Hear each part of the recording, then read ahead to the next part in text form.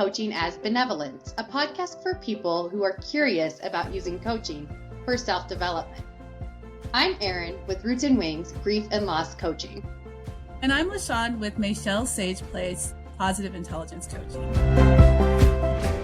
Hello, everyone. Today, L'Shawn and I thought that it would be a prime opportunity to talk about taking a pause or the lessons we've learned from our own vacations over the past couple of weeks. We have been off recording for 2 weeks, which is probably the longest amount of time we've ever gone between podcast recordings. So we're glad to be back and share with you kind of some of the things that we've gleaned from taking a little bit of a break from our typical routine, keeping in mind that whether it's a vacation, just a pause, there are so many important lessons in that break that can be applied after the break to help with your health and to live the life that you want to live each day. And I have seen a big shift coming back to where on vacation, I was not tethered to my cell phone.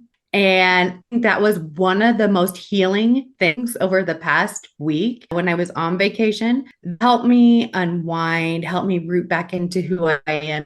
So coming back and now being more tethered to my cell phone, I notice when I'm on my phone for a certain amount of time that I start to feel that anxiousness more. So for me, I think one of the key takeaways from being on vacation is how can we help our coaching clients? How can we help ourselves? How can we use coaching as a process to keep those cell phones at arm's length and be judicious about how we're using them for our own health and well-being? At this time, I'm going to turn it over to you, L'Shawn, and maybe have you share about your break and if there's something related to well-being that carry forward into the rest of 2025. Well, I'm glad that you mentioned cell phones.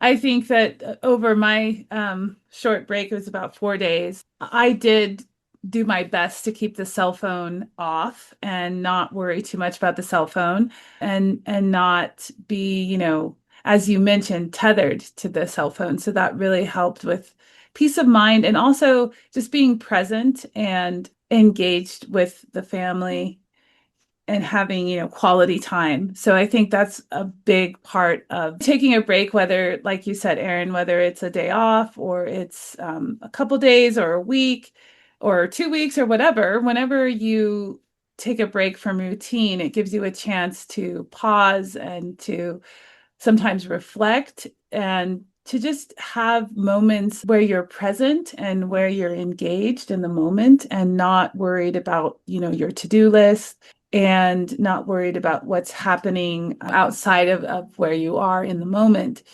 So I think having that time just to step back and pause or to relax, to do something different, that can also help. Having different experiences than you normally have day to day can help broaden your perspective and also remind you of things that you may have forgotten. So for example, if you are doing something that is new, you may have forgotten how you learn or how you approach new things. And it gives you a chance to be reminded of aspects of yourself or even to get to know aspects of yourself that you didn't know because you're in a new environment. So for example, if you are traveling or you go somewhere that you've never been to before, you get to explore and you get to try new things and experience the thrill of adventure, getting lost and finding your way again. So those are some fun things that you can do when you take a break from the routine. So I think that definitely taking a break and having a pause from the routine is a great way to foster well-being, because I think that when we are into the routine and maybe we're on autopilot, it's easy to forget about things like rest, relaxation, that kind of thing, if you're just constantly going down that to-do list. Eryn, is anything coming up for you as I was talking about my experience and my thoughts? Yeah, the word lost really resonated with me when you said that, just the power of getting lost and reflecting on that experience. So in the coaching world, it's like maybe you take a walk and go a different way in your own day to day now, taking that lesson from vacation and applying it to your real life, and you get lost. And during that experience, you're completely immersed in finding your way and shifting maybe mindsets or pace in your walk or that sort of thing. And then a good coaching tool then could be to reflect on that experience and be like, how did I engage with this newness? What is my relationship with something that is new or different? Sometimes when we can ask ourselves those powerful questions, it does help with that pause that we've learned on our vacations or on our breaks, but it also helps us stay curious about our own well-being, about what works well for us, what we've learned and what we've grown with too. Because even when I reflect on those questions, looking back to some of my first vacations with my husband, before kids, and now my relationship to getting lost has completely shifted in a good way, right? It's been much more, there's been like a little bit of loosely holding the experience for me versus 10 years ago, it was all about like getting to the next space. We missed this train. We got to make sure we get on this. Like it was very control driven. And we're reminded through the coaching experience, possibly through a spiritual lens for some people, that we are not in that control. And when we try to overexert that level of control, at least in my own experience, it doesn't help the process and it doesn't help me grow as an individual either. So I guess the opportunity in coaching is to take a moment to pause, look back on that getting lost and reflect on how that's informing your life and how you want to move forward and grow and live. And I've been kind of wrestling with this concept of growth because there's a critique. Do humans have to like be so intentional about their growth? Can't it just be something very natural? Or maybe we don't want to grow. That's not, the end goal, part of the goal of being a human. And I personally I tend to side with the side of like, no, when we can reflect and be intentional, we grow in a way that is healthy, just like a tree or just like other facets of nature. It requires that slowing down process, that care process, being able to take care of oneself to be able to give to the rest of the symbiotic system and those types of things. So I do believe that growth is key in coaching. And sometimes taking a step back on a vacation or a break or even a pause during the workday, it may feel like just that, a step back instead of leaning into maybe something a little bit challenging. But in the end, that stepping back may also be very helpful to one's growth and to one's learning and leading. And I guess with that, learning and leading, L'Shawn, I know you've been a part of this really cool leadership academy in our area over the past year. And so my brain is starting to kind of go into that direction. And I would love to learn more about how maybe your leadership and then coaching and breaks relate to this conversation. I would say that as far as the leadership program that I'm a part of, there is a lot of information coming at you about different resources and different aspects of basically Boulder County, and mostly like the resources and things that are out there for citizens, residents of Boulder County. And one component of the leadership program that is pretty effective, I think, is the reflection that comes as part of that, where we get a lot of information, and the organizers are very aware of that. And so we check in and we also check out. And one of the things that we do as part of the sessions that we have monthly is we can reflect. We have the option to reflect on, all the information that we've gotten. And usually it's like one word reflection, just showing where we're at, maybe mentally, emotionally, whatever. So I think that definitely shows up. And I think it's really important as a leader to be able to step back and pause and reflect. I think it helps you develop your self-awareness, because I think to be a leader, it's really important to be aware of yourself and your strengths and weaknesses, as well as how you interact with your team and how your team interact, and just being aware of that, and also to give yourself and your team space for reflection and for review looking at how things are going, what's going well, what could be done differently, what is out of date or no longer working, and what we can do as an alternative or to help continue, progressing or growing. And just kind of to speak to what you said about growth, I think that it can be interpreted as like the human condition. Is it really necessary for us to grow? And I know that in the spaces where you are in coaching and in self-development, of course, growth is going to be a key component of that. And I think that people that are in that space are people who believe that human flourishing requires growth. It requires development. It requires expansion.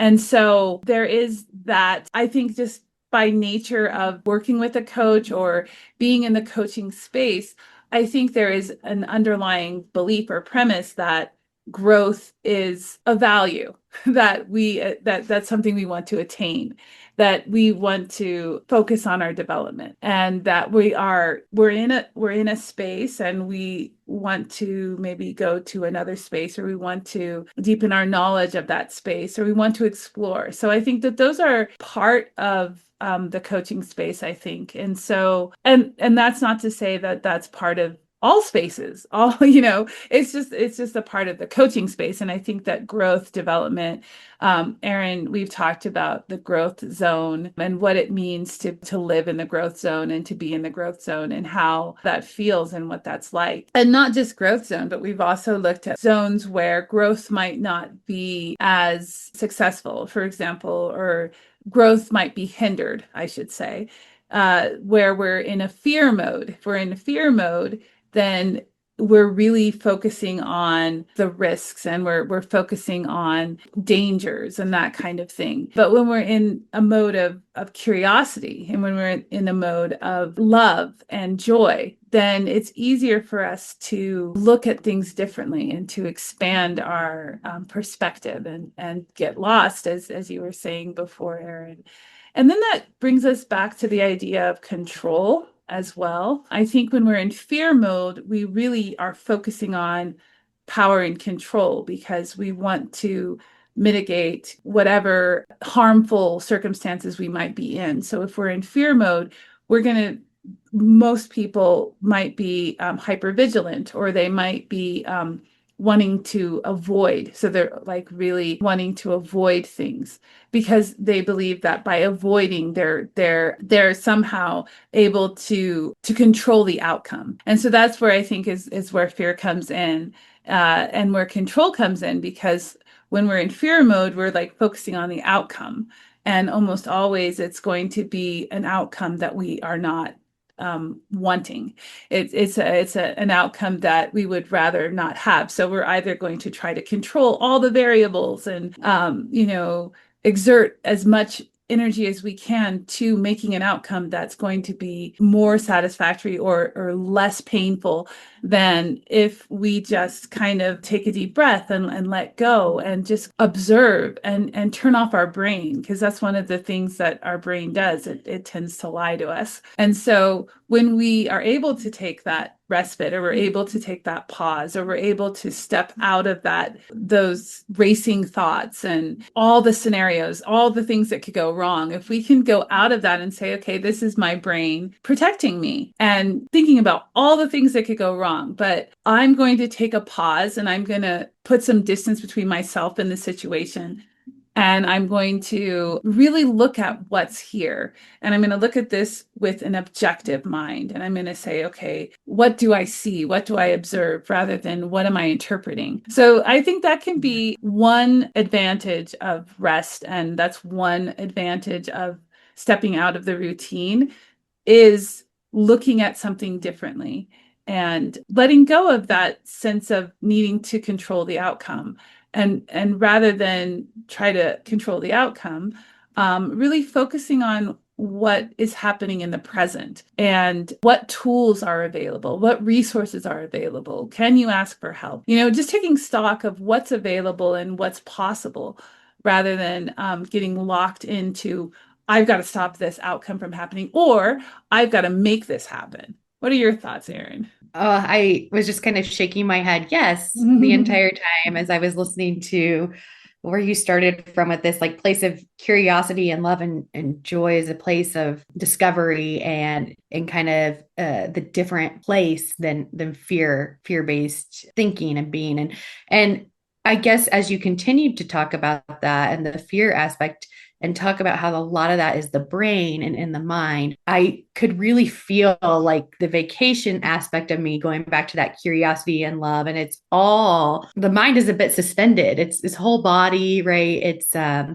It's fully present. And I know that there are environmental factors that make that a little bit easier to embody. And in that being, being on vacation, your mind just already automatically knows like, hey, I'm going to flip this switch. I'm on vacation. I can have that space. So now I think it goes back to that word of intentionality for me and living out parts of that in an environment where I am back with my phone. I now am immersed in the problems of the world, the relationship challenges, all of those things are just right back where they were from taking the break before. But what is different is the week of growth that I had in my own vacationing experience that helps me use coaching tools coming into this difficult, challenging world space kind of thing. So I recognize and want to honor that utilizing some of those skills of pausing, reflecting, being curious, how using those may be a lot more difficult in your environment day to day. So it's not about trying to necessarily maybe get all of them and use all of them at once, but I think it is about being intentional about one or two things that you can shift now having the insight that you gained and the clarity that you gained while on a quick pause or a break or a vacation. And so for me, it does simply go back to the phone. I am working toward a goal of trying to kind of keep it further away from me. And I don't have a specific goal that I have set yet, but I'm getting there and I'm kind of feeling into the space of what that could look like. And I am trying to tether myself to just that tether again, that word, to just that one for me to bring back, while also maybe trying to keep in mind, like, how can I live into the curious space a little bit more outside of the coaching context, outside of coaching appointments, but also this idea of letting go and this idea of control. It's so interesting that is one of the main themes that keeps coming up in the conversation today around taking a break. So I'm curious, like, how can we help our clients who like to control situations or like to be in that space to maybe have some strategies or some moments of a break from having to feel like they have to take it all on in that way? I think one of those ways is that connectedness to community. And so maybe that's another kind of strategy, to talk with a coach or a therapist about is, how can I relinquish some of that control, still live an intentional life? Because being intentional and trying to control things are two different things. But how can it be intentional? And then also, how can I maybe use one or two lessons from a break, or even if you haven't had a break this summer, maybe just even reflecting on an afternoon on a weekend, maybe that was really healing for you or something like that. You deserve that. That's the other thing. You deserve that healing to carry forward. I know that I can get into a space sometimes where it's like, oh, I can't have that because I was a vacation and I've got to be back to this kind of certain way of being. And then I have to ask myself, why do I think I need a certain way of being where I live in fear and have to exert control and all of those things? It's such a mind shift for so many people to be like, no, I deserve to have this. Everybody deserves to have this level of contentment, whatever that looks like for each individual. And sometimes just saying that aloud can be helpful too as a skill, knowing that you can carry this forward. It's not being lazy. It's not being selfish. Like some of those things that come up often, it's being intentional. It's being healthy. It's having a mindset that helps you live the life that you want to live. And so I say, if, I mentioned like, oh, I'm going to take like one lesson from vacation, but for many people, if you want to take a lot more, that's great too. But just really trying to own that you deserve that space for yourself too, I think can be really helpful. I like that you brought in the word deserve. I think that's one of the things that we take for granted is this idea that we have to earn something, or we for whatever reason, withhold things from ourselves because we feel like we need to be deserving of it.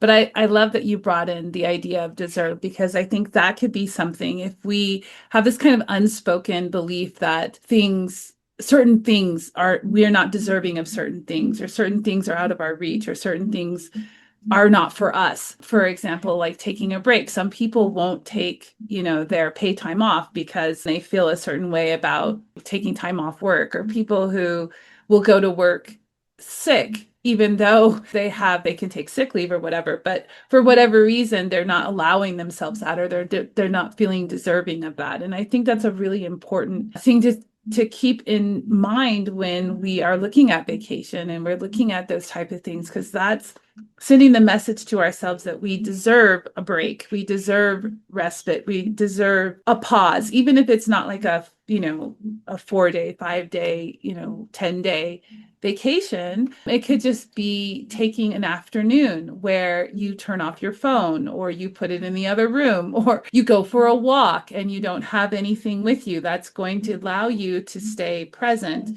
in the moment. And I also want to circle back to, Eryn, what you've been saying throughout, which is the idea of coaching, and where we can use coaching space, and we can use, that thought partner, the coach, as a place where we can explore these things. What do I need in order to feel deserving of a vacation? Or how can I make the best of a pause in my day? Or how can I be intentional about rest, reflection, relaxation? And like you were saying, Eryn, where you were talking about your phone and how you would like to put some distance between yourself and your phone, and just that awareness. I think that's another thing, that vacation can do, or even if it's not vacation, if it's like say you're sick, or you lose your phone, or, something like that, it gives you a chance to kind of see what life is like without that tool or that device. And to really reflect on, hey, I really like not having my phone, or not having to be dependent on my phone. And how can I be intentional about creating some space and boundaries around my phone and my use of my phone? So that is absolutely something you can explore in the coaching space. And it's like a sandbox. You go and you explore all these different ways of being with your phone or without your phone.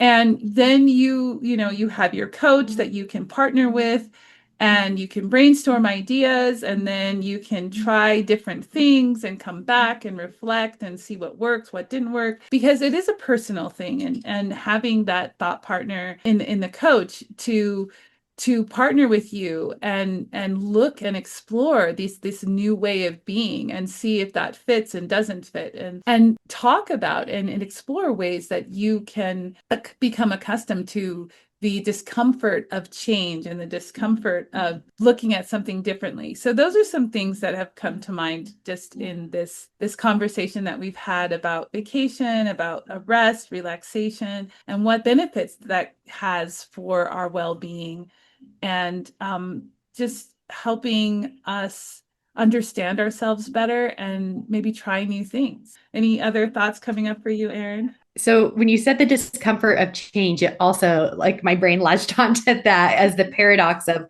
healing and using strategies that may be helpful. There is a level of discomfort in that change, and it doesn't always have. There are some times where it's not, right? But most of the time, making a certain lifestyle change, there will be discomfort as part of the process. And so instead of trying to avoid the pain, avoid the discomfort, I think just allowing the experience to unfold can be one strategy to cope with that discomfort, to kind of get to the other end of the tunnel of change, or the other end of the strategy that you were really starting to develop as a skill for yourself. Because yes, change may have that discomfort, but it's also a process that takes time, right?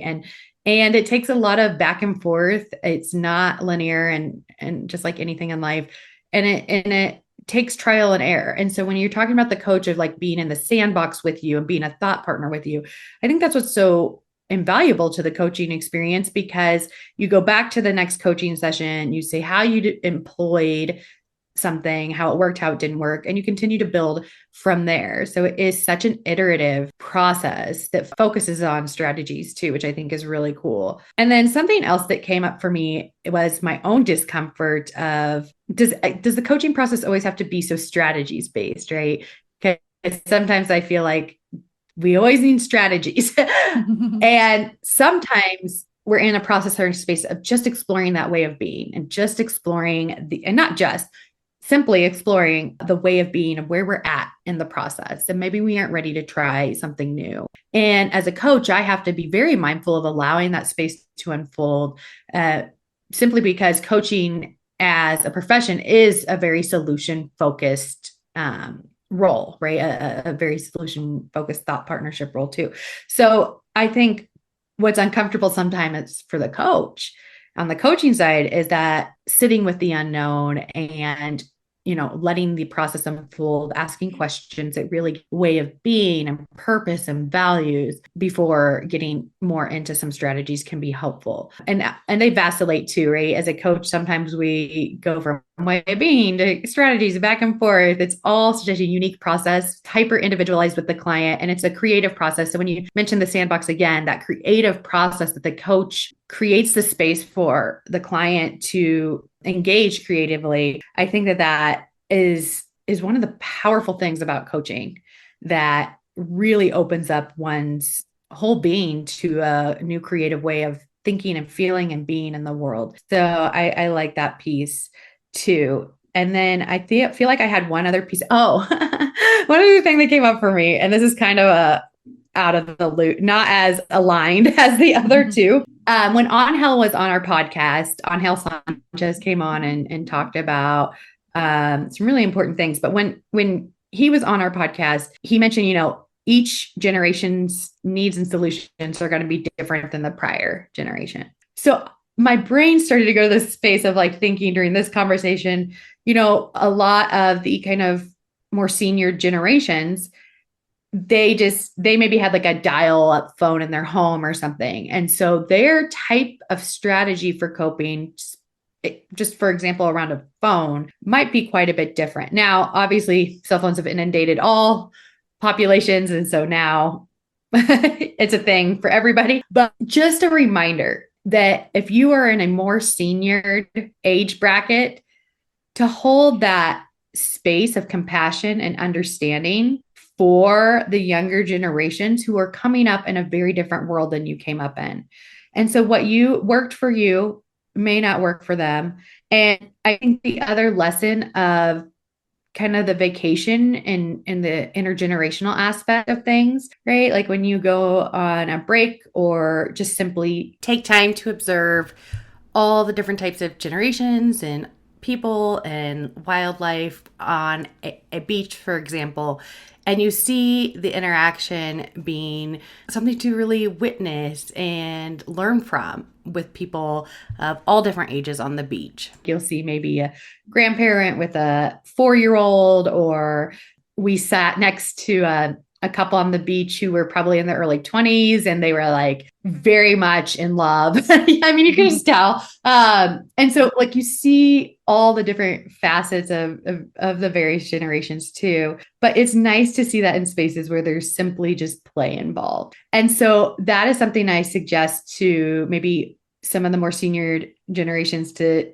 think back on that kind of playful aspect of your own wants and needs, how that might relate to new generations of people who are dealing with different world events, dealing with different relational challenges and technology as well. So yeah, that last piece just kind of flowed out of me. I don't know. Well, I like that you brought in the aspect of play, because that is often part of vacation as well. I mean, especially if you vacation with young children or mixed group of people, different generations. Play really does help to bridge a lot of the gaps between the different generations. If you're playing, like for example, one thing that my family did over vacation is we played board games, and we also played Uno. And just as a family, we're focusing on one thing, and we're working together, or